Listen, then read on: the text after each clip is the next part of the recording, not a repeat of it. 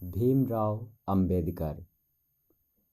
बाबा साहेब भीमराव अंबेडकर का जन्म 14 अप्रैल 1891 ईस्वी में महू मध्य प्रदेश में एक दलित परिवार में हुआ था।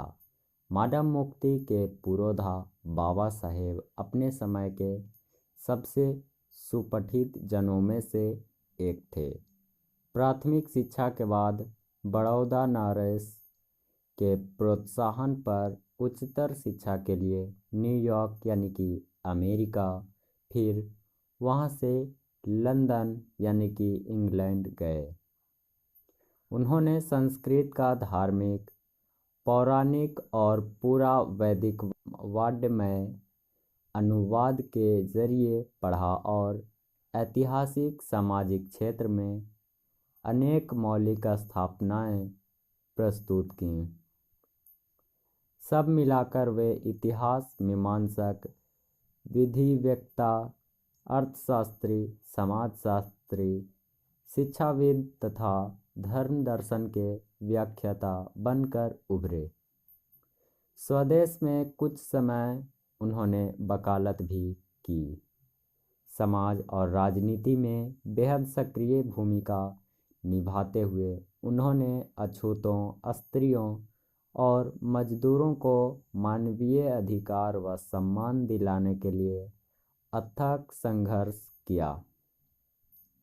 उनके चिंतन व रचनात्मकता के मुख्यतः 3 प्रेरक व्यक्ति रहे: बुद्ध, कबीर और ज्योतिबा फुले।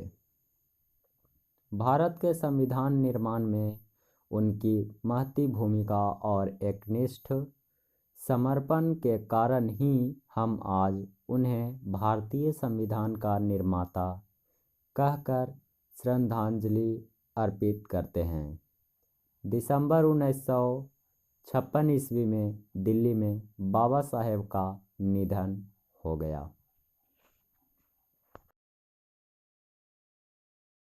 5, 4, 3, 2, 1। बाबा साहेब ने अनेक पुस्तकें लिखीं। उनकी प्रमुख रचनाएं एवं भाषण हैं: the castes in India, their mechanism, genesis and development, the untouchables, who are they, who are Shudras, Buddhism and communism, Buddha and his Dhamma, thoughts on linguistic states, the rise and fall of the Hindu women, annihilation of the caste आदि। हिंदी में उनका संपूर्ण वाङ्मय भारत सरकार के कल्याण मंत्रालय से बाबा साहेब अंबेडकर संपूर्ण वाङ्मय नाम से 21 खंडों में प्रकाशित हो चुका है।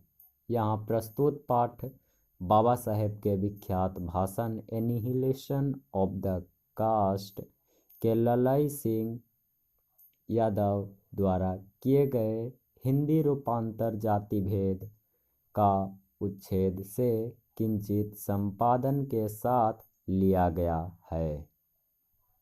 यह भाषण जाति पाति तोड़क मंडल यानी कि लाहौर के वार्षिक सम्मेलन सन 1936 के अध्यक्षीय भाषण के रूप में तैयार किया गया था, परंतु इसकी क्रांतिकारी दृष्टि से आयोजकों की पूर्णतः सहमति न बन सकने के कारण सम्मेलन स्थगित हो गया और यह पढ़ा जा न सका। बाद में बाबा साहेब ने इसे स्वतंत्र पुस्तिका का रूप दिया। प्रस्तुत आलेख में वे भारतीय समाज में श्रम विभाजन के नाम पर मध्ययुगीन अवशिष्ट संस्कारों के रूप में बरकरार जाति प्रथा पर मानवीय नैसर्गिक न्याय एवं सामाजिक सद्भाव की दृष्टि से विचार करते हैं।